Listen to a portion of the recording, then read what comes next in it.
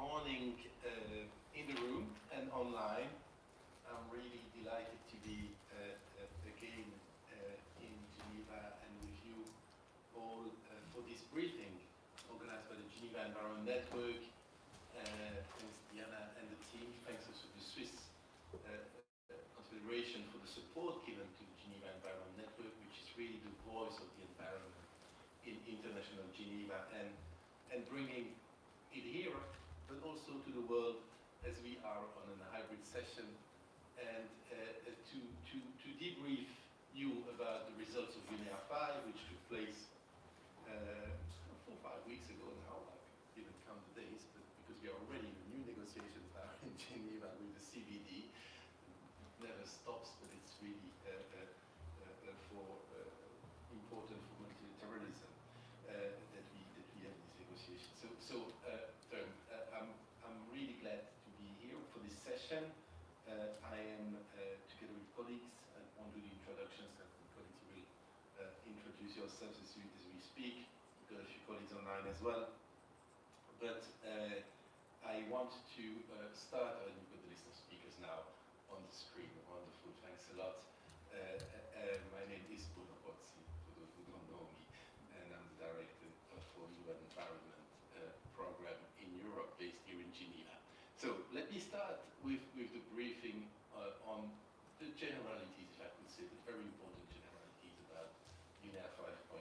So UNEA 5.2 took place end of February, beginning of March. It was an intensive week preceded by a week of intense negotiation with the open-ended CPR, and it gathered more than 3,000 participants, 1,500 online, and many on site. It was actually an incredible moment for many of us, because for 2 years we had not seen each other physically, and it was an important moment to be together, to be the voice of the environment, and to negotiate a number of resolutions. We're going to come to this. 175 member states participated. It's nearly, I think that's the highest number we ever had in a UN Environment Assembly. 79 ministers, either physically or online, and 17 high-level officials were in the negotiations. And we can go to the next slide. And these negotiations were very successful indeed, because 14 resolutions were adopted. There were initially more resolutions than that, but some in the process were put together, and we ended with 14 of them that were adopted with very important decisions and a strong Ministerial Declaration. Let me go to the resolutions, because this is really what matters in a UNEA. This is the world coming together to create resolutions, to negotiate them and adopt them, and change the way we address the environment globally.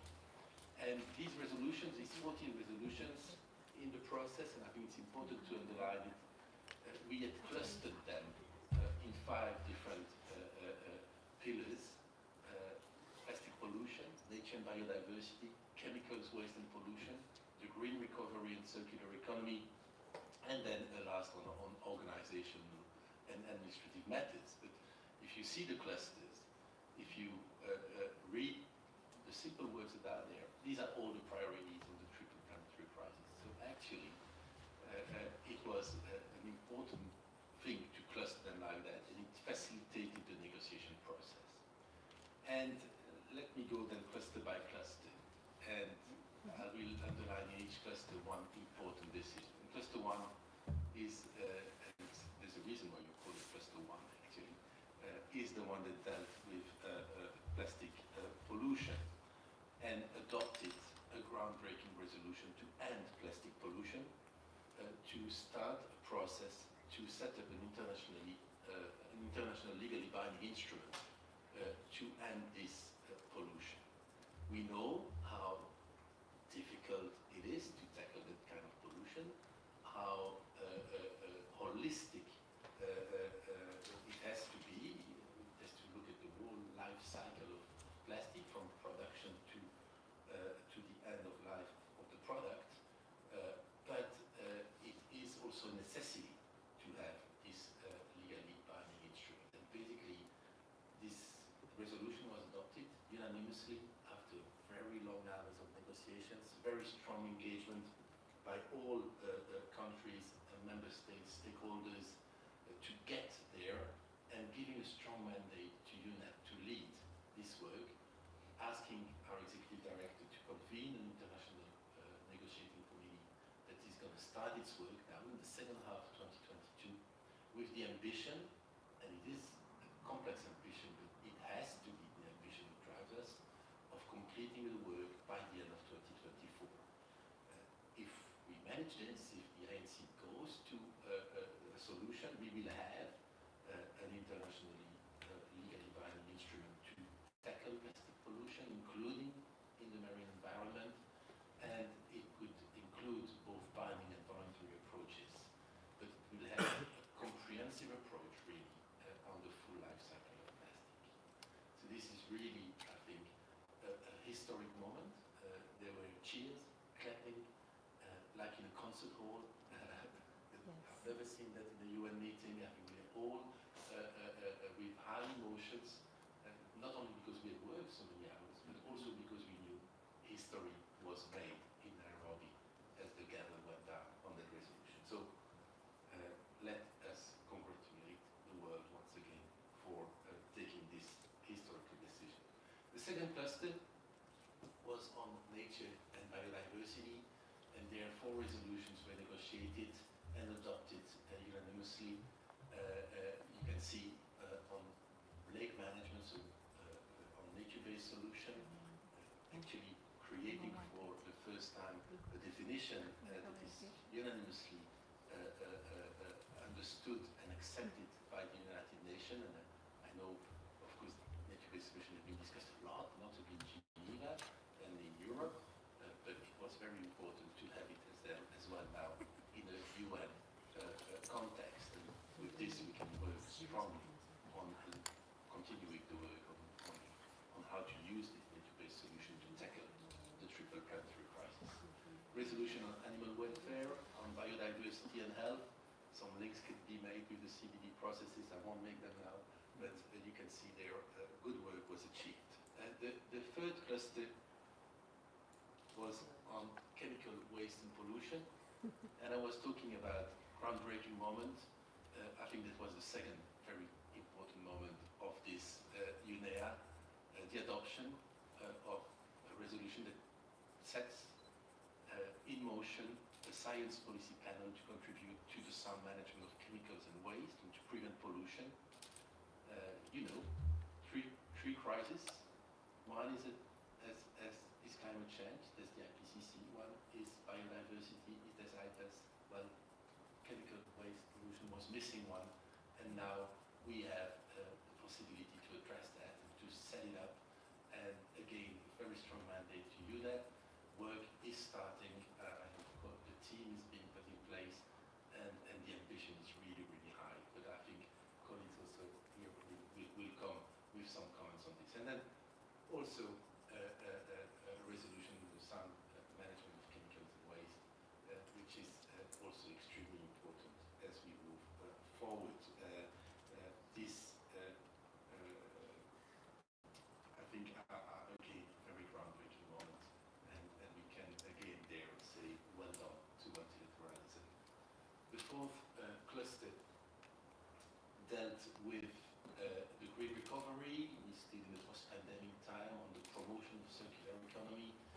You can see a resolution on resilient infrastructure and sustainable infrastructure, very important. We know that the infrastructure are going to triple in the next 50 years, and we need more infrastructure. If you don't build them sustainably, we will miss all our targets. And basically then resolutions on the post-COVID-19 recovery, on the promotion of circularity to achieve sustainable consumption and production, and a very interesting one as well on the environmental aspects, the governance of minerals and metals management, and everything is linked, I would say there. If you don't have sustainable infrastructure, if you don't have sustainable use of minerals and resources. If you don't bring circularity, well, then we will also miss our targets. And then cluster 5, which looked more at organization and initiative matters. There was one resolution on geographical distribution of staff in UNEP. We are an international organization, so we need to reflect the diversity of our membership, and I think it was important to have it agreed upon again by all member states, and also an important resolution on the future of the global environment outlook, which it looks like a telephone book, but it's a very interesting telephone book, far more interesting to read than telephone book, because it has everything, the geo, that you need to know about the state of the environment and where we're going. And so member states have agreed that we will continue this work, that we will come with the science, with the data, and with the analysis that UNEP is uniquely placed in the UN system to bring forward. So this is an important also decision that was taken. And then, last but not least, the adoption of the next agenda and venue and presidency for the next UNEA 6, which has been adopted, and we'll hear from the next presidency, Morocco, during the session about their ambition for this moment. Next slide, I think, is summarizing the Ministerial Declaration, which was adopted by all member states and puts forward that we need indeed to strengthen the action for nature to achieve the SDGs, and the need for transformative and systemic changes was once again recognized very strongly by the UN Environment Assembly. So very strong UNEA, I would say. And it was followed, I think the next slide, well, that's on UNEA 6, but we'll hear indeed from the presidency in a moment. Will be 2024, Morocco in the lead, and we have very good hands there. But it was, UNEA 5 was followed then by 2 days of celebration of UNEP at 50. We are 50 years old. It's a defining moment in the life. I'm nearly there as well. But it was a moment where member states came through leadership dialogue, looking back and looking forward at what we have achieved, looking back in 50 years of existence, but looking forward as well on what we still need to do to tackle the triple planetary crisis for the people and for the planet, because we're not doing that in an environmental vacuum. We are doing it indeed for the people who are on our beautiful planet. And we had multi-stakeholder dialogues, we had a number of reports that were launched, including a very interesting report made by stakeholders on the UNEP we want, which is I think a driver and an ambitious one on what we are as leaders in the environment asked to do and deliver in the next 50 years also. The next slide. And we adopted a political declaration which was compromise again, negotiation, but commemorated the 50th anniversary of UNEP establishment, but also looking forward at what we need to adopt. And you can find it, this declaration is an easy read, you can find it online. I'll go to the next slide, which I think was my last. With this, in a bit more than 10 minutes, and I apologize for that. I think we've been through the celebration of what we have achieved in this unique conference. And with this, I would like now to pass the word to the presidency of UNEA 5, which was Norway. And we've got with us the ambassador of Norway, Her Excellency. Your word is yours. I think you're online, so I'm looking at the screen far away from me, but I see you. Thank you. Thank you so much, and it's a pleasure to be here with you here today. It is really a positive I think it's really a day for celebration to be able to look into the results of UNIA 5. So dear friends, and good morning to all of you, dear colleagues, excellencies. I think it was already made very clear that the resumed session of the 5th United Nations Environmental Assembly that took place earlier this month indeed became a historic event. In Nairobi, the global community did come together to act on no less than the 14 resolutions and the 2 Ministerial Declarations that we were just introduced to. And we have agreed to start negotiations of an internationally legally binding instrument to end plastic pollution. And the goal is to complete the negotiations already by the end of 2024. The UN Secretary General stated that this is an historic decision and the most significant for the global environment since the Paris Agreement in 2015, no less. And this shows that UNIA can indeed act on the most pressing environmental issues over time, even in a situation of geopolitical turmoil and conflict. We have agreed to work towards a science policy panel on chemicals, waste and pollution following the models of the IPCC and the Intergovernmental Science Policy Platform on Biodiversity and Ecosystem Services. This will be a big step to address the third planetary crisis of pollution and ensure evidence-based policymaking. We have also agreed to a global definition of nature-based solutions for the first time in the United Nations. Nature can provide the solutions we need to solve environmental challenges. We must work with nature, and this important work will also continue. At UNIA, we saw a dynamic where good results in some areas inspired better results in other areas. But we would not have succeeded without the dedication and hard work in preparing the assembly that has taken place over the past 3 years by both civil society and state actors. Despite the COVID-19 pandemic, we have continued to keep up the pace to address the environmental challenges that the world is facing and to use the multilateral system. We were glad to agree a Ministerial Declaration that brings together the ambitions in a holistic way. Now the challenge will be to make sure it is followed up, contributing to fulfilling the environmental dimension of sustainable development. The UNIA 5 Declaration supports a broader understanding of the value of tackling the triple environmental crisis. It is also the road to delivery on the social and economic dimensions of the SDGs. Nature-based solutions will provide part of the solution to all 3 crises. The green industries we need for decarbonization, circularity, clean energy, and resource efficiency can simultaneously deliver on jobs and economic development. The best strategies will differ with region and country. The sharing of best practices and tangible solutions must be wide and inclusive.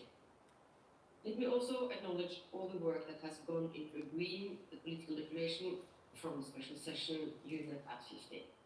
The process was very difficult, but it has provided a valuable opportunity to scrutinize and improve the terms of implementation of environmental commitments across all regions and also for strengthening units. When we could finally meet in person, many issues had matured significantly. If anything, dedication to multilateral results took an upwards turn faced with the threats to peaceful coexistence and cooperation that have emerged. The Geneva Environment Network has played a key role in these preparations, facilitating dialogue, information sharing, and building knowledge on many key issues. Informal and issue-based discussions like the Plastic Pollution Dialogue series Jen has run here are important for increasing our knowledge and ripen our understanding of the issues at hand.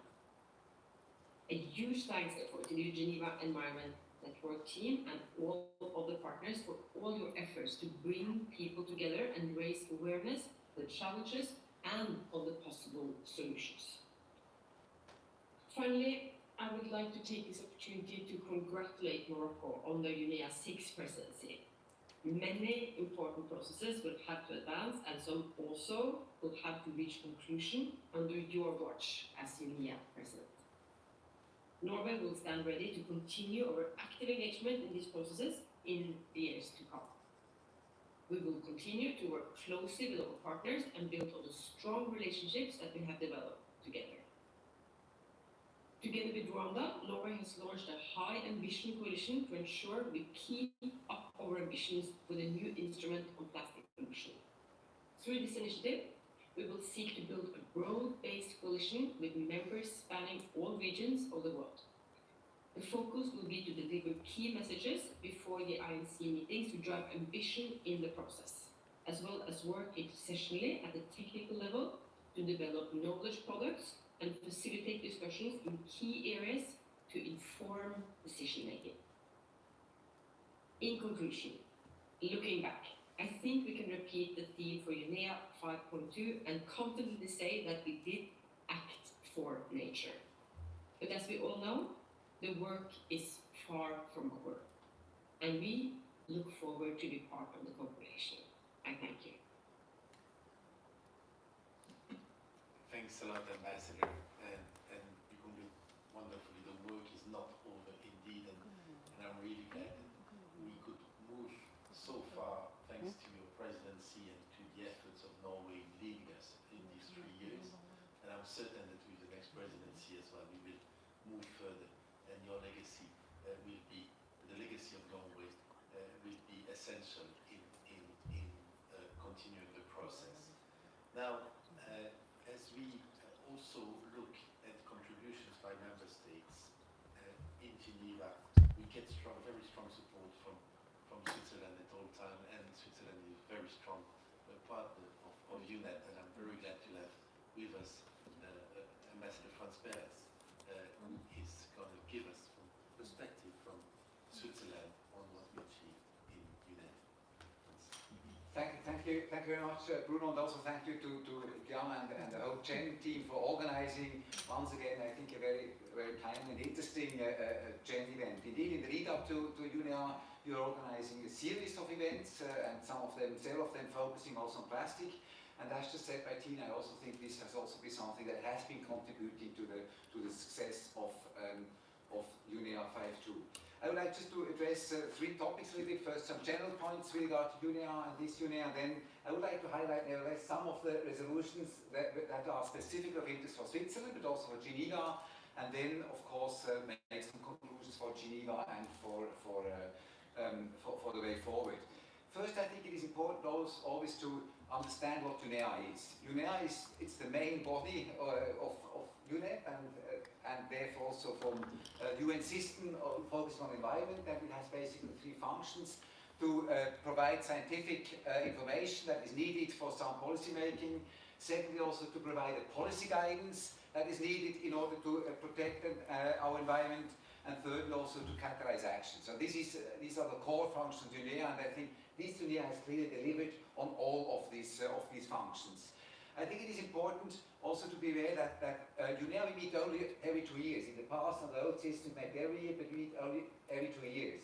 And that means that the burden of each UNEA is even bigger, because the agenda doesn't get smaller by meeting less frequently. On the contrary, here should make bigger steps on the broad agenda every 2 years. So the pressure of UNEA 5.2 was pretty big.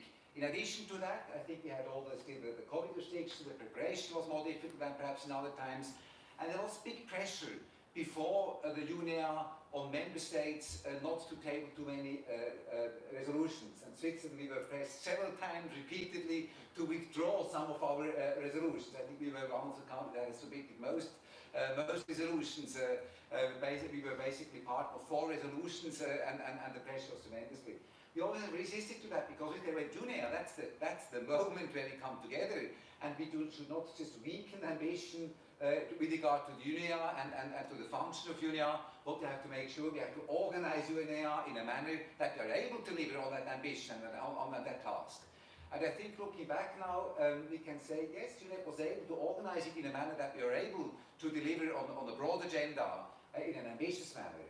And that was one of the very interesting elements. For me, it was the first hybrid meeting, like the one in June. And to be honest, I think it worked. Many were nervous, but it worked. It really worked. We had a small team in place that was focusing on those resolutions that are the most important for us, and we had colleagues supporting them virtually or following the resolutions that were perhaps not as important for us as Switzerland. All our partners had the same arrangement, and it did work well. I think that is an important horizontal lesson learned from this union. Let me now just address 4 resolutions which have all been supported by Switzerland and go a little bit more in details, not make a thorough analysis. And not surprisingly, some are the same that you have just picked out. First, plastics. Plastic was one of the resolutions that Switzerland was heavily engaged. We had a preparatory meeting the year before here in Geneva also, that the WTO organized together with many actors, where this coalition emerged that was submitting the draft which was then negotiated in Nairobi. And it was obviously one of the big successes, one of the most visible successes. It was interesting coming to Nairobi. It was clear we will deliver on that simply because the pressure was so big. The expectation was focusing on plastics, and Union without the plastic resolution would generally have been perceived as a failure. So we were able to agree on launching negotiations for a legally binding instrument, a big success. But it's worth to have a closer look at some elements of that resolution. First of all, it's establishing an INC, we know that, for a legally binding instrument on plastic pollution, including on the environment, including on the marine pollution.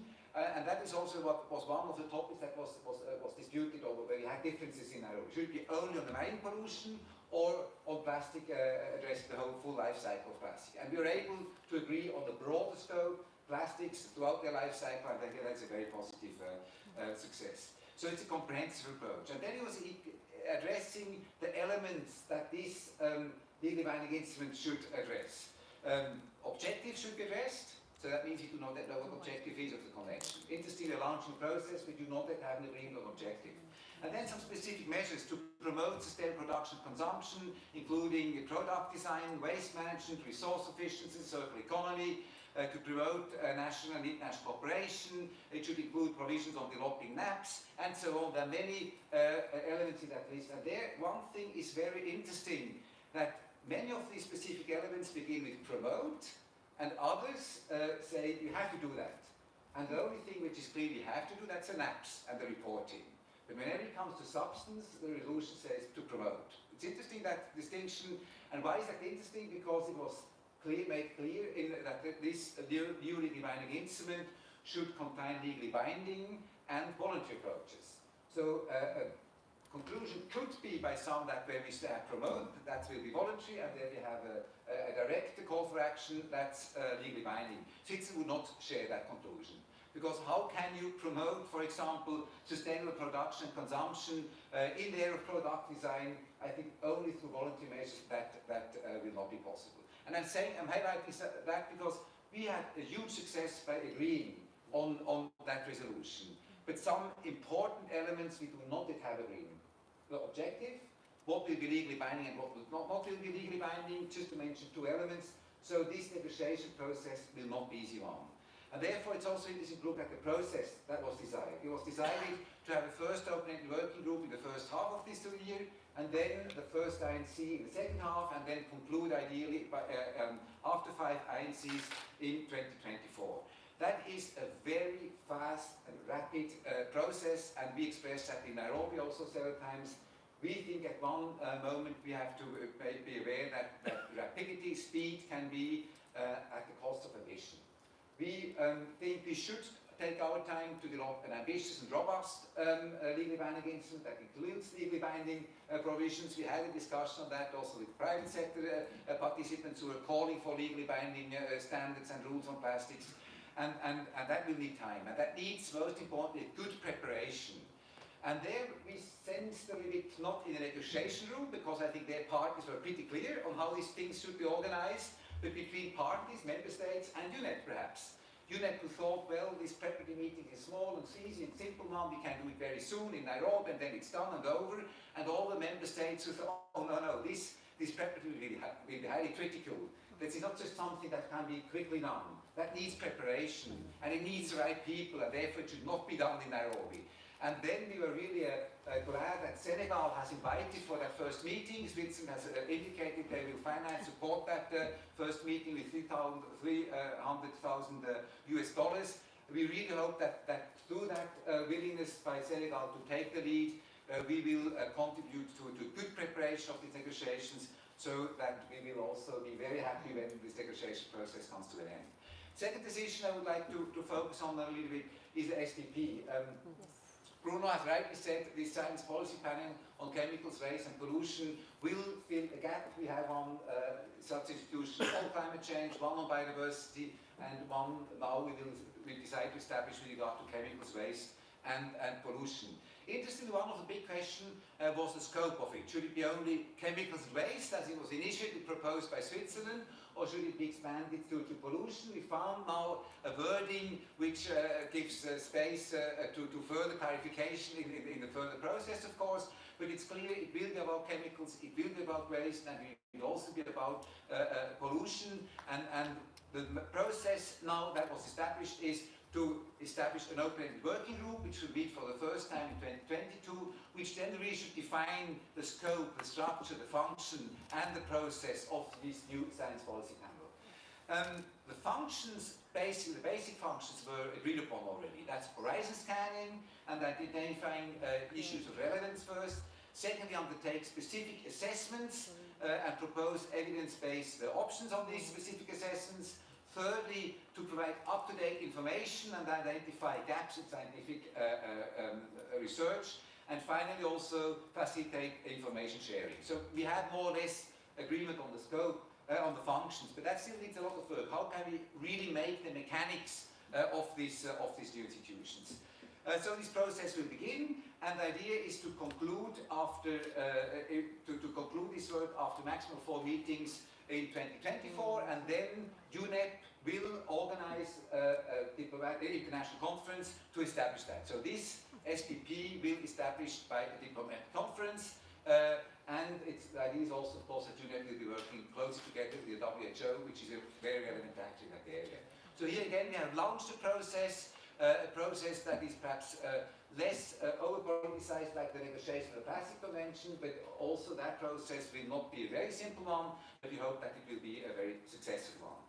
The third conclusion resolution I would like to look at, that is the one on chemicals and waste. And the reason, this is a horizontal resolution, and it didn't look so attractive and jazzy like others. It was a little bit under the radar, but this is one of the resolutions we have taken together always with other partners, because it is important that UNEP is not only looking at the new attractive fancy things, but that is also, we have also ensured that UNEP is continuing the ongoing work, and chemicals and waste is one of the flagship area of UNEP's work, of course. And then it also needs regular guidance and motivation and support to continue its work. And that's the reason why this resolution was also very important from our perspective. It includes also some quite important elements. First of all, to remind us of the importance of the post-2020 framework, the post-cycling, the cycling process, a process that has lost momentum now due to the COVID crisis and that has to rebuild a little bit in order to be able to deliver it.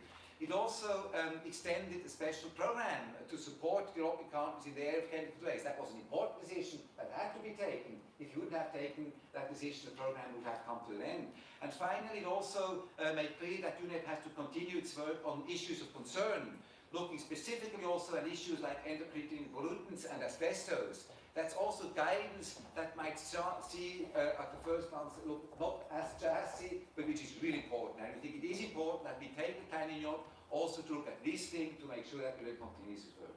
The last resolution on mineral resources. That is also a resolution that Switzerland was submitting together with partners. That is interesting how this resolution has evolved.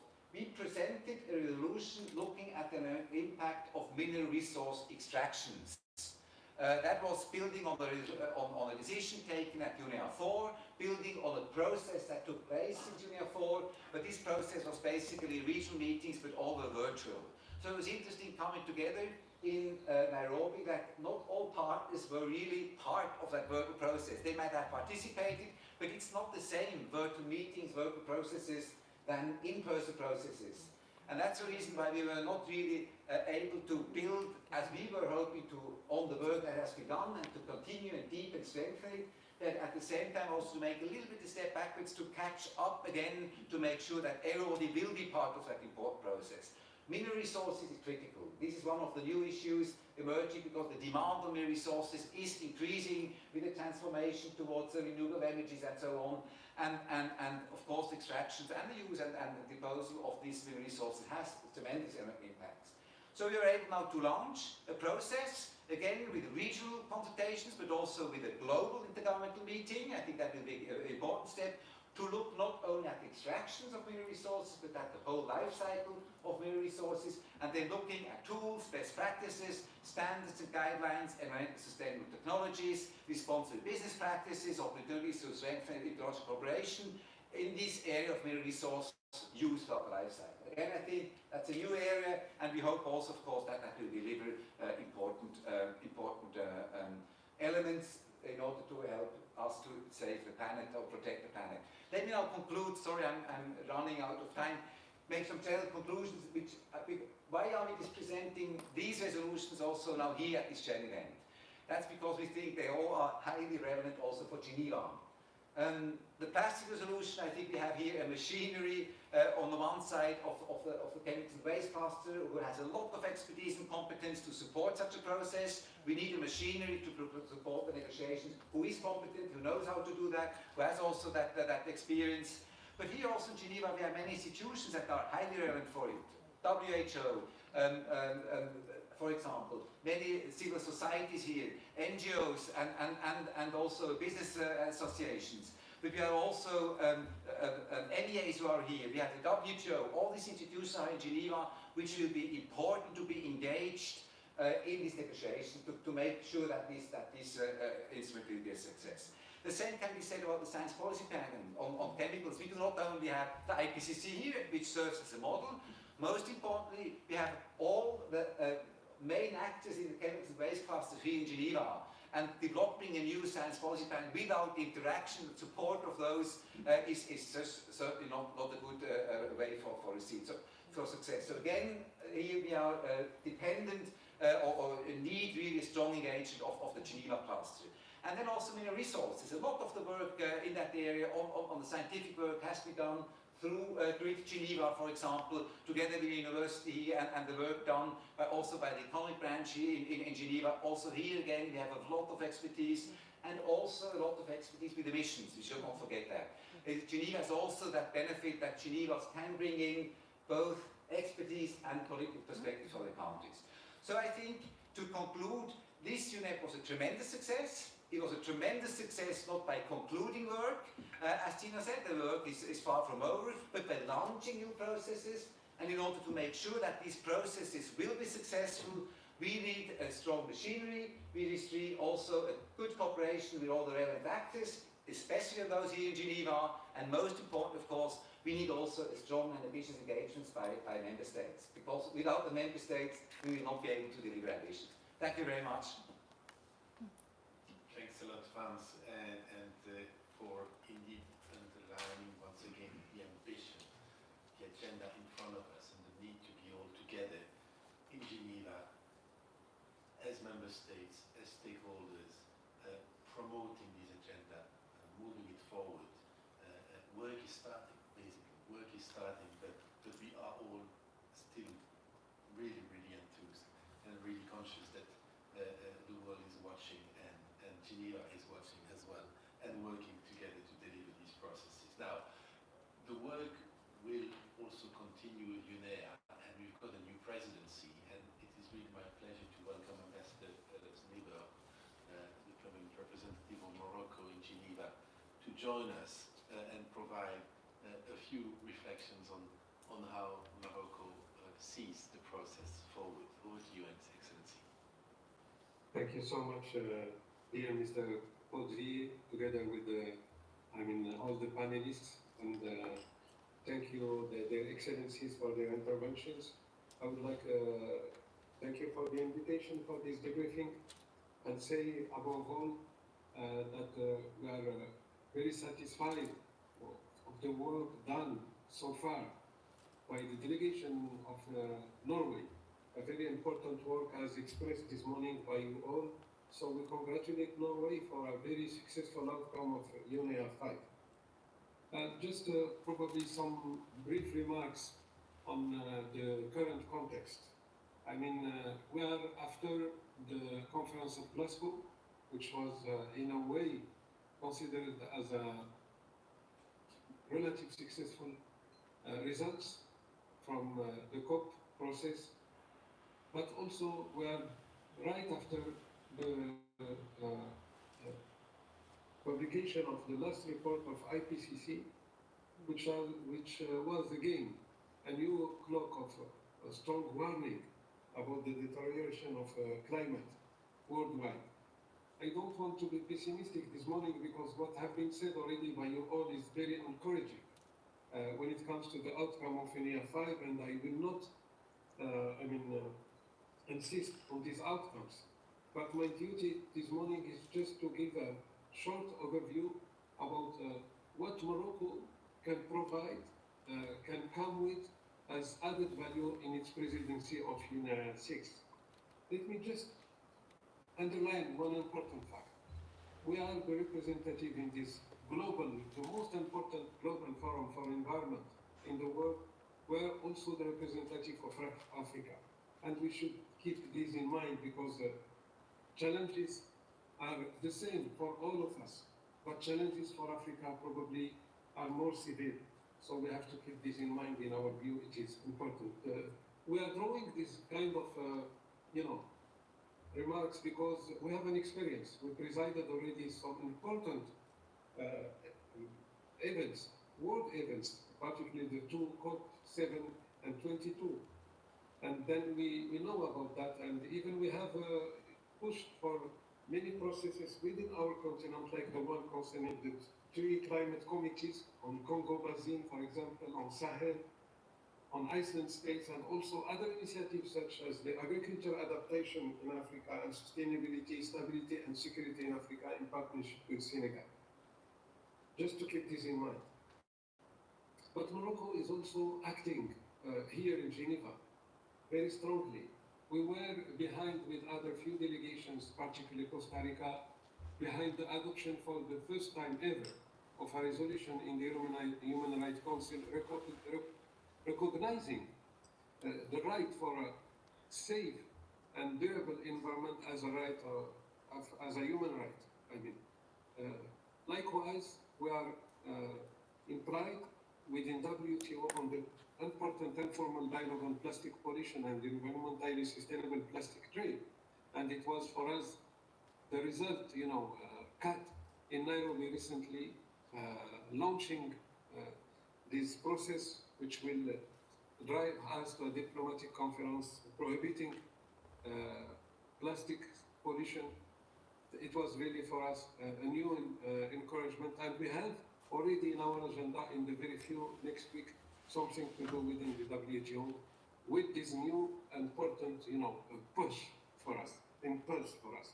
So just I wanted to present these elements because these are important. As said by my predecessors, it means that we have also to work in strong coordination, hand in hand, with all those involved here in Geneva and elsewhere, and particularly in Geneva because there are others who have very concerns about what is done by UNEP, in terms of not of a negative aspect, but who are highly interested about what is done by UNEP, and particularly for the next 2 years before the UNEA 6. So, dear colleagues, I don't want to come back to what has been said about the resolutions adopted recently in Nairobi. We have this in mind as Morocco, and my Minister of Environment, Her Excellency Mrs.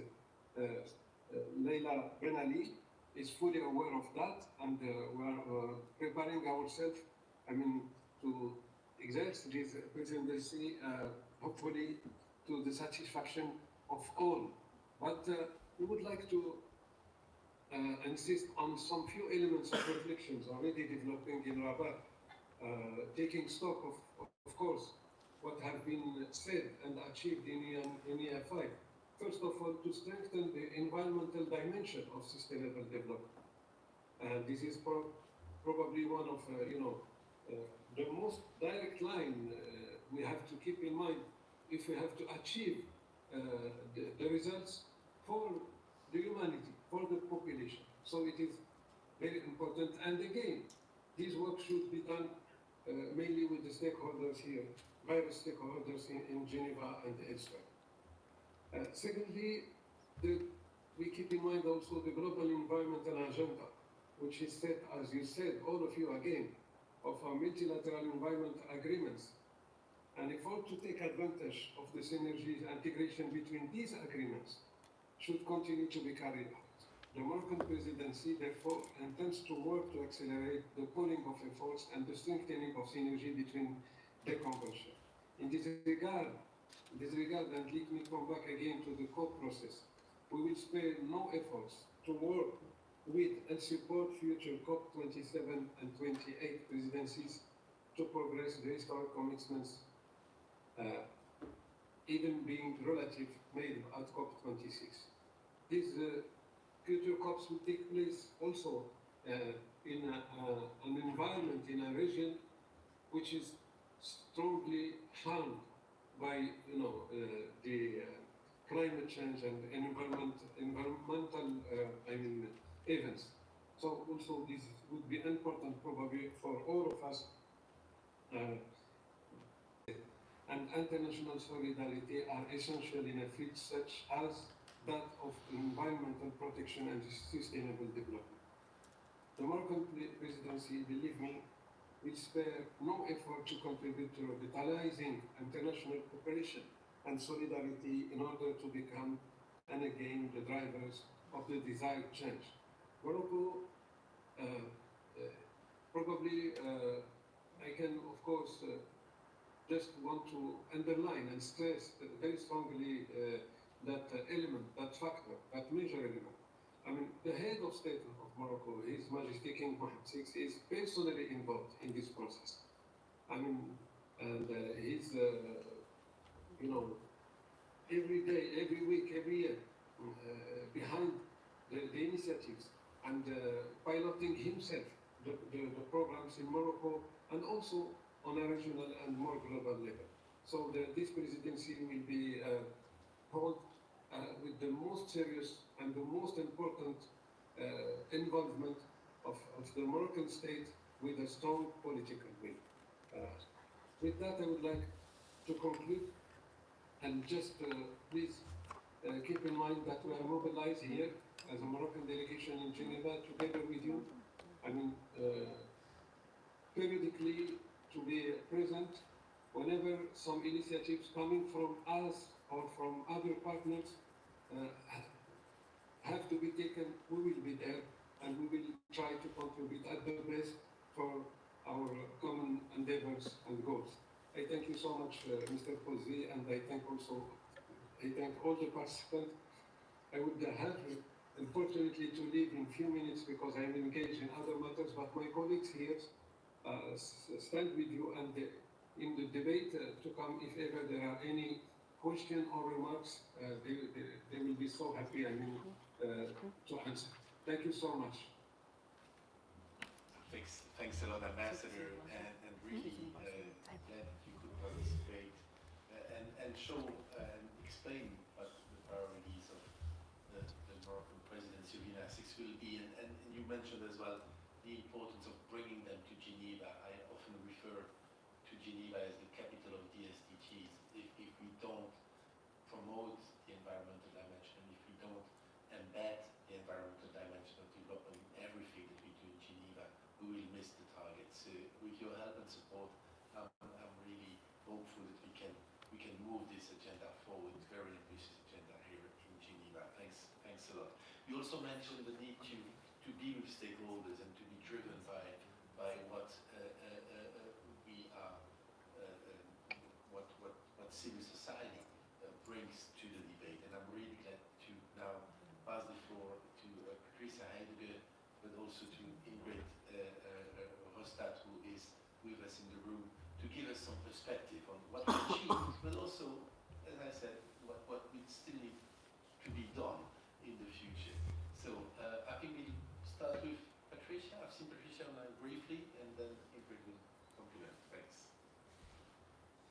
Thank you so much, Bruno Patti. Excellencies, dear colleagues, thank you very much for the opportunity to speak this morning to you. I'm a regional facilitator for major groups and stakeholders in the European region.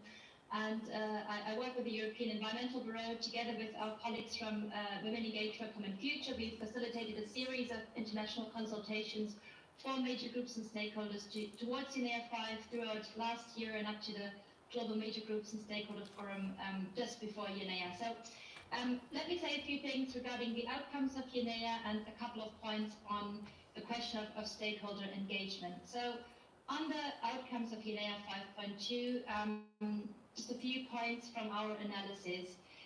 We've been engaging in this UNEA process with high expectations that UNEA 5.2 needs to see significant progress, given that the triple planetary crises do not leave us much time. So before we talk about the successes, let me say that we were not fully satisfied with the Ministerial Declaration, which wasn't particularly strong. We felt it was a shame that it did not refer to the human right to a clean, sustainable and healthy environment. That has been mentioned this morning and it was recognized by the UN Human Rights Council last year. So we had hoped that the ministers of the environment meeting at UNEA would applaud this and integrate this. We were also not fully satisfied by the political declaration for UNEP at 50, which we expected to be a strong follow-up on the resolution 73-333. And we had hoped for a very clear commitment to strengthen international environmental governance in the coming years. So the declaration did not come up with such a commitment with concrete plans. So we hope the opportunity has not been lost and we'll be able to get that commitment very soon. Now, looking at the success, of course, UNEA 5 did write history in agreeing on launching negotiations for the International Plastic Treaties. We really appreciate all the hard work that went into the adoption of the resolution, and we're very excited as civil society and major groups and stakeholders about the opportunity to develop probably one of the key MEAs of our times. So let's not forget that civil society and the scientific community have played a very decisive role in pushing for that development. Let's also not forget that when we celebrate this achievement at UNEA 5, that the negotiations are only starting, and we hope to see your enthusiasm and your support to tackle one of the key environmental crises of our times throughout the negotiation process.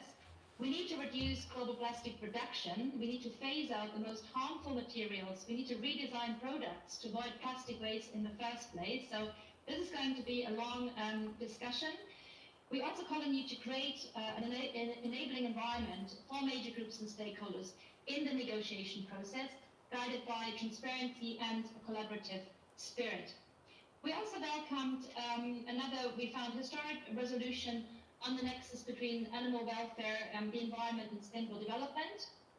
Dedicated action to protect animals and their welfare in the UN policy process has been insufficient to date, with devastating consequences for biodiversity, climate, pollution, and global public health. So with the resolution, we believe UNEA is providing the much needed leadership to catalyze intergovernmental action for the environment. Some of you have already mentioned the 3 resolutions to address the global crisis on chemical pollution and waste, which we all welcome. The Independent Science Policy Panel on Chemical and Waste Pollution is key to support the implementation of the BRS and Minamata Conventions. It's great to see that it values traditional women's and indigenous knowledge. The major groups and the stakeholders are all ready to engage in the panel. We do regret, however, that there has been no coordinated global action taken on hazardous pesticides, which are a major concern, poisoning more than 300 million farmers and workers every year. We also welcome the progress on the sustainable nitrogen resolution. Also here, a missed opportunity that the goal to halve nitrogen waste globally by 2030 was watered down in the negotiation. So a small step forward, but we need to raise ambition. Now, the Swiss ambassador has already mentioned the resolution on mineral and metal resources. We were dissatisfied to see that not all member states fully support the idea of global mineral resource governance. We believe this is really a key area for future action. we are seeing a steep increase in mining activities. This is creating increasing environmental conflict in all continents, not speaking about the severe environmental and health impact. So we do need stricter criteria for no-go areas for extractive industries, and democratic control and transparency over resource extraction use. So the major groups, we believe that it's been a missed opportunity not to set up an intergovernmental working group at this stage, but we're very happy and excited to actively engage in the foreseen regional consultations on mineral and metal resources, and congratulate Switzerland on that step forward. So in conclusion, we do congratulate Member States, UNEP and all participants on the adoption of many groundbreaking resolutions. The work will now begin to implement the resolutions adopted, and we as major groups and stakeholders can build bridges between words and practice, monitoring action, and for that we need your continued trust and support. Regarding stakeholder engagement, we believe that major groups' participation in general was very positive at UNEA 5.2. We'd like to thank the outgoing Norwegian presidency and the UNEA 5 president personally for their strong support, as well as the incoming UNEA 6 president, Minister Laila Ben-Ali from Morocco, whom we had the pleasure to already meet in person in Nairobi to discuss stakeholder engagement. We also welcome the very strong support by the presidency and UNEP for youth engagement. This is key to ensure the younger generations take a seat at the table. At the same time, let's not forget that not all constituencies are equally represented. For example, only very few representatives of the indigenous communities were able to join us in person in Nairobi, even though they have more than 80% stewardship of nature and biodiversity globally. With the UNEP We Want report presented by the major groups and stakeholders during UNEP at 50, we showed that stakeholder engagement through the major groups and stakeholders approach is not always fully effective. Some of the needed reforms have been discussed in the report. UNEA is beginning to fulfill its potential as the main intergovernmental policy-making body in environment, and it's great to see the growing interest, and that will also put more pressure on major groups and stakeholder processes to become more impactful, professional, and determined. So looking at UNEA 6, major groups and stakeholders need to be engaged early on through the UNEA presidency and all bodies and subsidiary organs of UNEA 6. We need more opportunities for all the 9 major groups in various sessions and working groups. The space is always very limited, despite the vast array of constituencies and fields of expertise and world regions that we bring to the table. As mentioned before, we also do need your support and transparency in the negotiations of the Plastics Treaty and the inclusion of representatives from all the 9 major groups. So we're looking forward to collaborating with you in the negotiations and towards UNEA 6, and we thank you for your attention this morning. Thank you for that summary, Patricia. My name is Iri Rusta. I am the co-facilitator of the NGO Major Group in UNEP, as well as co-chair of the Major Groups Facilitating Committee. I'm also employed in the Norwegian Forum for Environment and Development. So, Patricia gave us a very good walkthrough of our analysis of what happened at UNEA, so I will try to just draw some longer lines. I think that it's very important to acknowledge the important role played by civil society environmental agreements we have. I know that the negotiators have long agendas. Civil society sometimes have only that one agenda point, and that is a resource for everyone involved. So that is one point I would like to really highlight here. We know, and that was very strongly underlined by the presidents of the UNEA 5, that the Plastics Treaty process would not have had the result it did if it wasn't for the strong support of civil society actors and their knowledge in the area. And this is also why we are pushing for stronger participation, not just delivering a statement at the end of the meeting when everyone just wants to go home and or get their first meal of the day. So this is one of the things we're really highlighting on a systemic level. We want to be part of a dialogue, not just delivering a statement. And this is also why we are, of course, everyone wants to speak more. That's not anything new. But we are really seeking the understanding of more actors that as major groups and stakeholders, we have our unique perspectives, our unique capacity and competency. And when we are put in a situation where we are supposed to give joint statements across on all of the topics at once at the end of the meeting, it's not that interesting for anyone involved. So looking to UNEA 6, we are hoping to be able to have a strong, more inclusive dialogue on how can the variations of perspectives be highlighted, how can the vast knowledge and important experiences from implementation on the ground, but also we have researchers who have dedicated their whole life to one specific topic in our groups.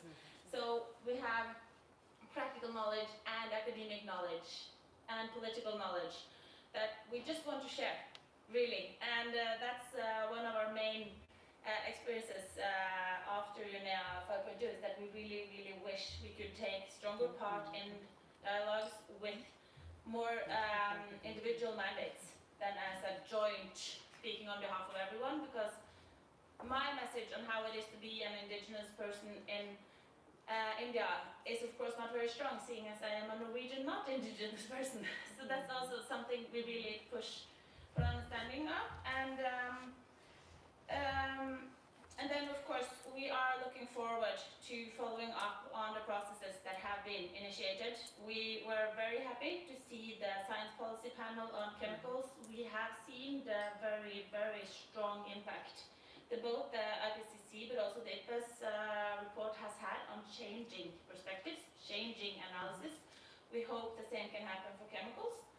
And lastly, it's going to be a very efficient negotiation round on plastics, but we think we can do it. And I just want to share a very small observation. In September, we were here in Geneva, just a few meters down the road, and we were counting how many member states would take the word legally binding in their mouth when talking about the plastic treaty. In UNEA, that was almost not even a discussion anymore. And that's not that many months. It shows that if you work very hard and constructively and really try to push policies, you can make a difference in a very short time, even in the big international negotiations. Thank you. Thanks a lot, Ingrid. Thanks, Patricia, for not only reminding us of the even more ambitious agenda that civil society is promoting and that we would have liked to see reflected in the Ministerial Declaration and the Political Declaration, but also for giving us at the end as well the enthusiasm that we need, or that we all need, and this call for us to be as inclusive as possible in the negotiation processes with an S, because there are many ongoing. And I think this is a call that all member states are heard, and the Secretariat as well in UNEP. We would like to reflect that call and include it in the way we proceed with these processes, UNEA 6, but also all other processes. Now, synergies is a call, I could summarize this call by the word synergies, but there are also synergies with a number of multilateral environmental agreements. Most of them are hosted here in Geneva, and one very important one is the Basel Rotterdam Stockholm Convention. And I've got the pleasure to ask my friend Rolf Bayet, who is the Executive Secretary of BRS, to talk about these synergies that inevitably need to be there to get to success. Rolf, over to you. Thank you very much, Bruno, and I sincerely apologize to all colleagues, including France, for not being there physically. I think I'm one of the first victims of trying to move from virtual to physical. I was thinking in front of my screen, thinking that I was virtual, but actually I was supposed to be physical. And then by the time I ran out to go to the meeting, I forgot the mask, came back to get the mask because some places you have to wear the mask, and then I went to the wrong place, and then I said, no, that's enough. I will do hopefully the last virtual. But seriously, it was like crazy. But anyway, sorry for this. As you know, the 14 resolutions adopted, I would like perhaps to highlight, as everybody has highlighted, the 2 key resolutions which are, of course, utmost important to our work in the Biodiversity Convention. And that is the establishment of the Intergovernmental Negotiating Committee, or INC, for developing a new international legally binding agreement. And I like the word legally binding in there because, as you know, our conventions are also legally binding on plastic pollution. And of course, the decision to establish a science policy panel, or the SPP, to contribute further to the sound management of chemicals and waste and to prevent pollution. So as I was saying in the meeting yesterday, without the 3 conventions coming together today, it would have been increasingly difficult, even for member states to try and see how we can interface with such a fast-moving impetus given by the member states in UNIA. So having one secretariat with the 3 conventions, where we are with the whole life cycle approach, and where we are already synergized within the secretariat our work in terms of bringing together the different topics that are common to the 3 conventions, it would have been virtually an impossible task to really support the work that has been started now, an urgent work, and a work that parties and member states have said has to be done in 2 years, which of course that doesn't make it has some way of allowed to think when negotiating international conventions. And of course, before I move on into the technical details or some of the proposals and thinking that we have, I would like to, of course, congratulate and express my appreciation to all the member states. I was sitting there listening to them and seeing them work late into the night with one vision, one common vision, and that is to have this international agreement to address the use of plastics. And for me, this is really a big sign of international governance and, of course, multilateral processes working in addressing such a global challenge. I would also like to thank the NGOs, the civil society has played an important role. Somehow maybe it's invisible, but I think we need to make it visible and to really recognize not only their role in UNIA, but also their role leading up to the whole decision and the different forums they organize, the different panels they organize, and of course we'd like to thank them for including me in that whole process of engagement in such a successful outcome of the UNIA. And of course finally thank UNIA Executive Director and the leadership and also the staff of UNIA for really focusing and really coming out and supporting member states in coming out with the negotiations. So for me, just a few words of text. So of particular importance to us is of course appreciating the member states' realization that we cannot all work in different vacuums or silos. And I think what was clear from the beginning of the negotiations throughout the negotiations for both the INC and the FCT was the importance of first respecting the existing mandates of the MDA, the Multilateral Environment Agreement, secondly working and cooperating with them, and thirdly benefiting from the immense experience that we have harnessed and gathered over the years in advancing international governance on environmental issues. And I think those 3 core pillars will really demonstrate the way that the BRS Secretariat will interact and intervene under those 2 resolutions adopted by Linear 5.2. Now, people have followed me, I will then share some views first on the INC and then secondly on the FCT. With regard to the INC, as you know, the Basel Convention adopted the Plastic Waste Amendment, which became effective on the 1st January 2021. In fact, we had our workload increased significantly. But of course, with so much joy, because that really helped us to engage in such an important global fight against plastic in a very concrete way. As you know, the Basel Convention is legally binding, so all the decisions of the Basel Convention are equally legally binding on parties.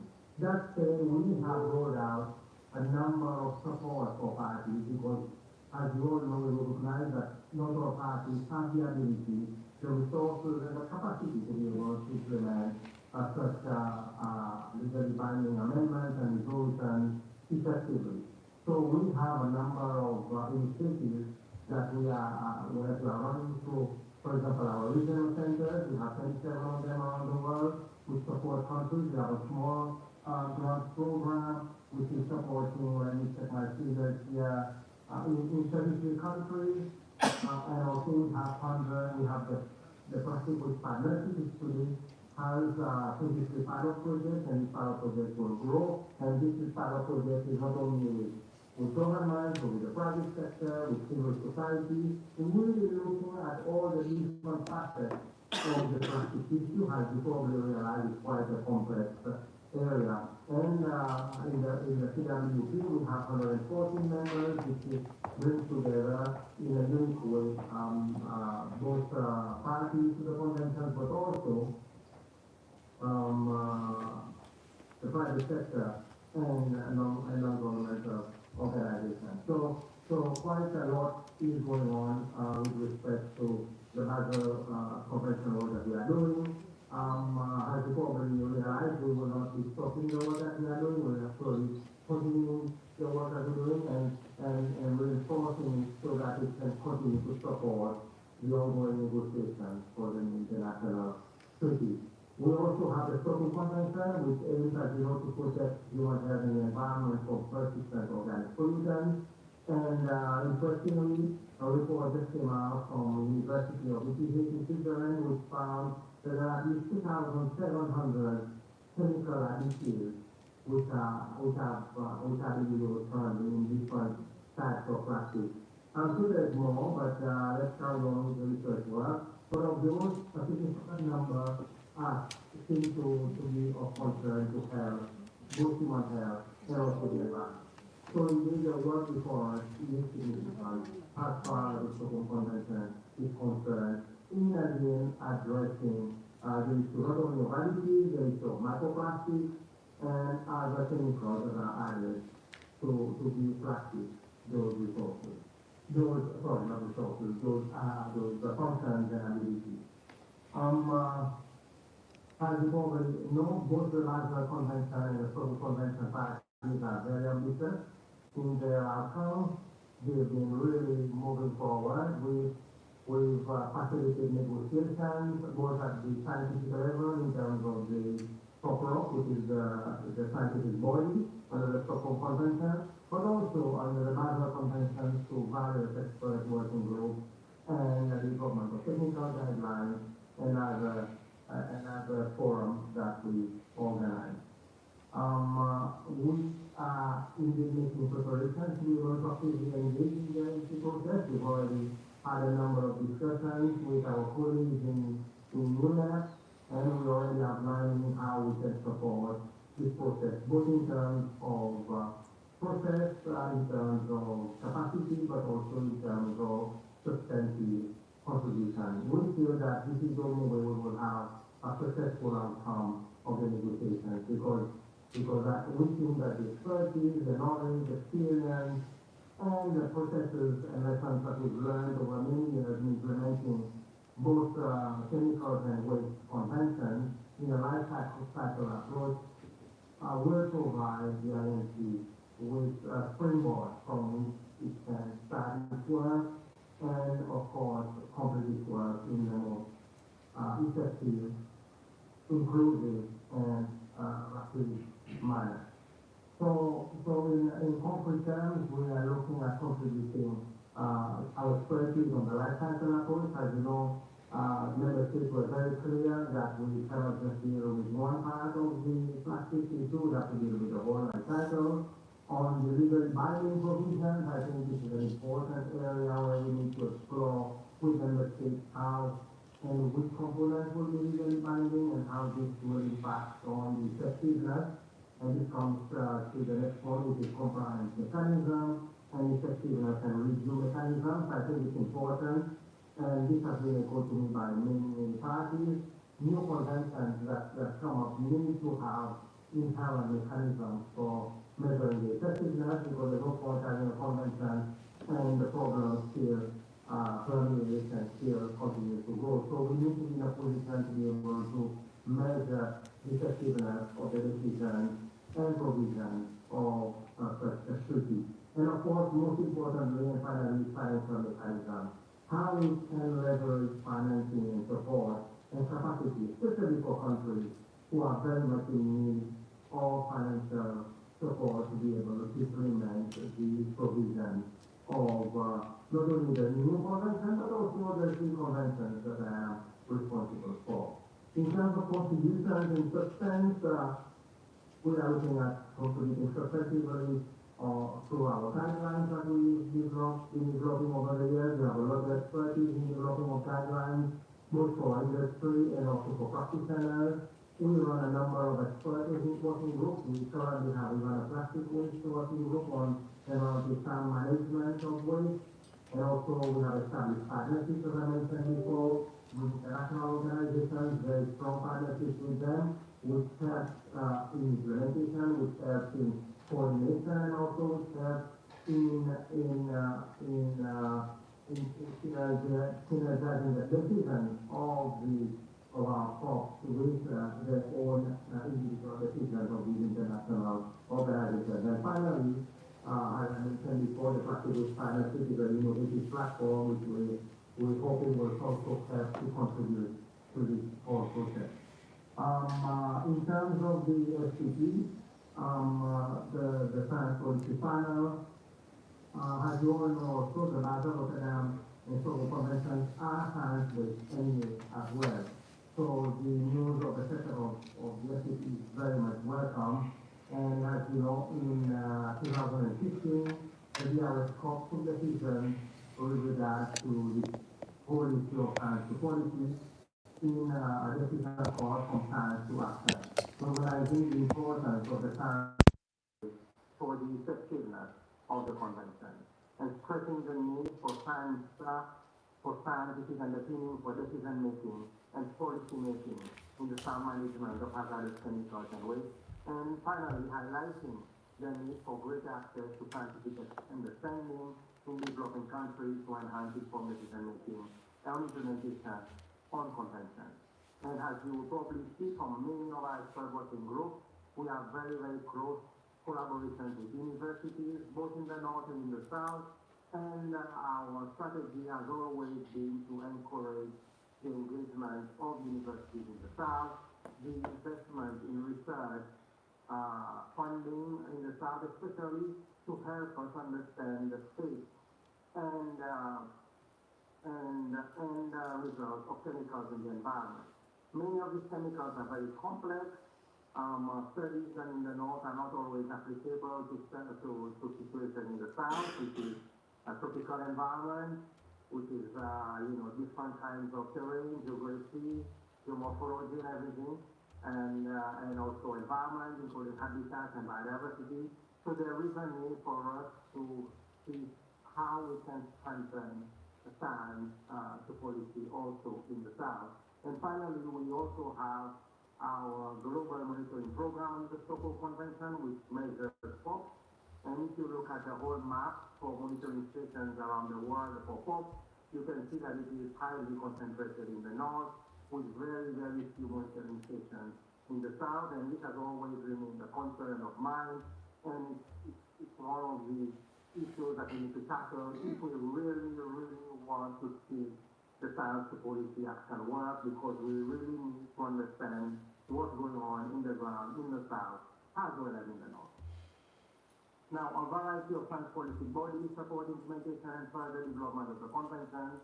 For example, we have scientific considerations, which underpin the determination of waste covered by the Basel Convention, and also how to ensure operations associated with the disposal and the protection of the environment is done, and that equally applies to plastic, as we have currently around the world a number of illegal dumping sites, both in the ocean and on land, and also fully managed landfills, which allows the plastic to leak into the environment. And of course, we also have additives in those plastics. We have the potential of contaminating both the soil, the sea, and the air. There's a wealth of best practices and lessons learned from experiences of science policy bodies established under the BRS Convention, and we will be very happy to share our experiences in terms of membership, tools of procedure, conflict of interest procedure, data confidentiality, and so on.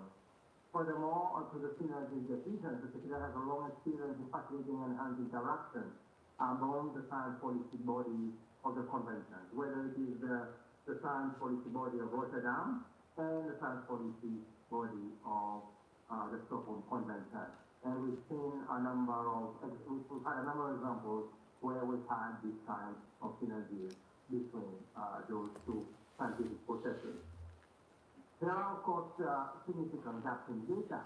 Ralph, just 1 minute, otherwise we will not be able to get the questions and answers. I'm number 1 minute. I'm Thanks. And as I said, the work ahead of us is quite significant. I just wanted to lay out some of the points. So basically, chemical releases and global pollution worldwide. Yeah, the second one is on economic gap. This has been an issue raised by many parties. Is how to make the transition from one particular chemical to another, or one particular process or industry to another. There's also the issue of risk to human health. How do we quantify this? How do we measure this at a global level?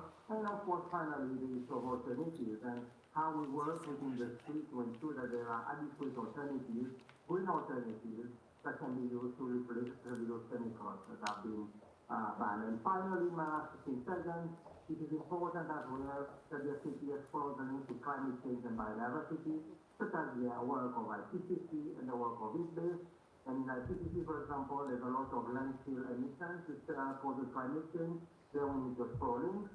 And in IPBES, as you know, chemicals, fox chemicals accumulate in wildlife, for example, and it's important to provide a link there. I will stop here, Mr. Chair. Sorry, Bruno. I have so much to just provide to the panel today. Thank you. Thanks a lot, Rolf, and apologies that I had to come in, but indeed there's a wealth of substance, of contribution, and of best practices that we can have from the Basel, Rotterdam, and Stockholm Conventions, and I think this is what really is important to bring into this debate. We will have to work together with the MEAs, with the civil society, with the private sector, to deliver the ambition that we have on all these decisions that were taken at UNEA 5.2. Now, we've run out, nearly run out of time, but I really want to quickly open the floor in the room if there are questions that we will address very quickly. I see, yes.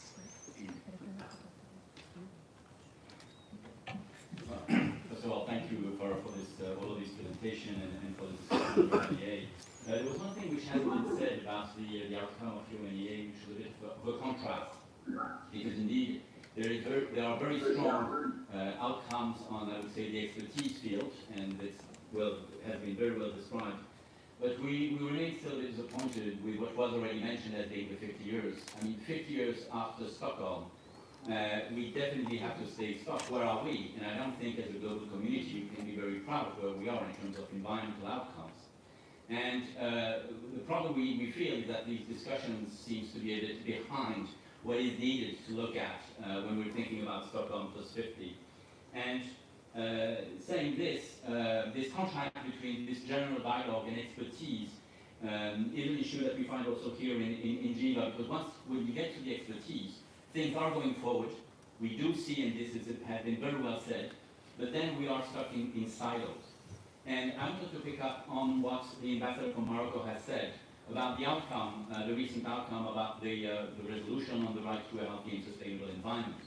Because it is really striking, since this has been adopted, how much it has mobilized. Because for so many people outside in the field, it's so obvious that it should have been adopted since so long. Why is it coming only now? So I was wondering here if the groups like Switzerland, Morocco, the Maldives, and those who are behind this are thinking of using it also as a mobilizing tool. And that could perhaps be a help to try to overcome some of the silos we see when we're talking about the expertise. Because so many other, in the scientific field, in the non-governmental organization are ready to get involved.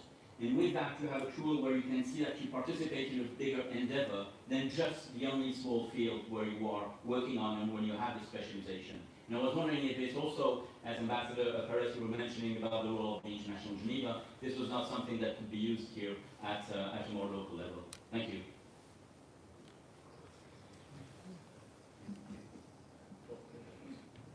I think we won't have time to collect many questions, but I think the question is a nice way as well to bring not only an answer but a conclusion from each participant as it puts forward again the ambition, the need for more ambition, and as we're gearing towards Stockholm +50 and other conferences, I pass first to Franz, then we'll go to Ingrid and Rolf, and I'll conclude. Thanks a lot, and thanks for the question. You touched many very important topics. Start with Stockholm +50. That is a process that is not yet concluded, and we certainly share any disappointment about that process. We would have expected something significantly more robust to use that birthday not only to celebrate and looking backwards, but also to launch further process forward. But that's we are where we are with the decisions from the UN General Assembly, so not much can be done there. I think I agree with you, we have to overcome silos. That's also one of the reasons why Switzerland is putting synergies high on its agenda. They're really pushing everywhere for synergies for different reasons. Also because the synergies certainly increases effectiveness in them, impact and efficiency. So we are fully on board with that. And I think you're right that looking at these issues perhaps through different lenses, like human rights lenses, can also be a way forward to further strengthen and move ahead. So that is certainly also an important approach where Switzerland is active in it. But at the same time, of course, that cannot replace the very specific work on biodiversity now, which is just across the street, on chemical waste, on climate change. So that cannot be replacing that, but only stimulating and pushing that. Thanks a lot. Thank you for raising that question. And from the major groups and stakeholders, we are, to be very frank, very disappointed in the process around Stockholm +50. We are mobilizing our engagement and competency, and we are really seeing that there will be a lot of dialogue in the meaning of statements following statements. So that is really all I can say at this moment. We are hoping to see more progress. To focus on the other elements, I would like to just draw the comparison between when you turn a round year, as we say. The 30-year crisis, the 40-year crisis. A lot of people, when they see the zero behind their age again, they make significant changes. Suddenly you want to cut your hair or buy a motorcycle. And perhaps that is something to consider for UNEP also. Not necessarily buy a motorcycle, but to really take stock of your life. Just like I encourage everyone to just take stock of their life and see what makes me happy. UNEP should take stock of their life and see what is working and what is not. And how can we become more efficient, more in contact with ourselves and the ideals, the values that lay in the heart of UNEP. So really and maybe Stockholm can be our chance to take stock and really analyze where are we at, what needs to happen now, and then we can get that midlife crisis we are all longing for. That will be my final words. Thanks a lot. Thanks, Ingrid. I like the idea of a midlife crisis, indeed. But maybe just to conclude, I don't think the Ambassador of Norway and Morocco are still online, but if that's the case, I'll conclude also bringing my small reflection as UNEP, but also at a personal level. And I think basically it is a glass half full of the glass half empty. And I'll start with the half empty because, yes, ambition is driving us. And at the end of the day, the product that multilateralism is bringing is always below the ambition. It is the process. It is what it is. It is difficult to negotiate in the multilateral world and to get to results. And this glass, which is half empty, we must be ambitious to fill it to the top of the glass, even with drops falling on the side of the glass, please. So keep pushing us, keep driving this ambition, and this is what stakeholders and what here in Geneva we need to do, linking it, de-siloing the environmental work, bringing it into the human rights sphere, bringing it into the trade sphere, bringing it into the health sphere, because that's the only way we will achieve the high ambition. Now, I'll turn it around and see the glass half full still, because we've achieved magnificent results at UNEA. And of course, we are in a bubble, we still, environmental bubble, and we tend to say, okay, it could have been better. But look, we did it despite one of the highest political tension the world has witnessed in the last 60 years. And this was not self-evident. And this could have derailed everything. But the higher ambition, the conscience that negotiators, stakeholders, and participants to UNEA had, that we were facing a higher ambition than the political crisis, that what is at stake is really to solve the triple planetary crisis. That's what drove us, and that's what brought success to UNEA. And this is this ambition that will keep driving us. In Stockholm Plus 50, we will put seeds about what needs to be the next 50 years, and it will drive us on the way to UNEA 6 and in the processes of negotiations that we're starting now with the INC and the Science Policy panel. So thanks a lot on these positive words. I want to really thank you for being in the room, for being online, and thank the panelists who have contributed to this debrief. Thanks to the GEN team, the Geneva Environment Network team, who's been working really hard behind the scene. It's not the only event that they organize this week. They've got a host of events every week, and it's really hard work for them. So they really deserve our thanks and a small applause. Thanks a lot. Sorry, I still see. I didn't know that you were still online. Morocco, Yes, sorry, apologies. Sorry, Mr. Director. Sorry, I have a problem with connection. I couldn't. Just if you allow me 1 minute to conclude my just thank you for the question and also for the comments made by Martha and colleagues. And I just want to say that the success of UNEA 5 take us to a new era of working. The work just began for us now, and it isn't working for us to work together on translating the resolutions into concrete actions, starting with those related to plastic solutions, chemical products and waste, believing that the solutions advocated must be felt by the citizens of the world as their right to a sustainable environment. Morocco is determined to spare no efforts and work with all of you, with all stakeholders here in Geneva and all over the world in order to consolidate the authority of UNEA as an institution sitting the global environmental agenda. Thank you, Mr. President. Thank you, all of you.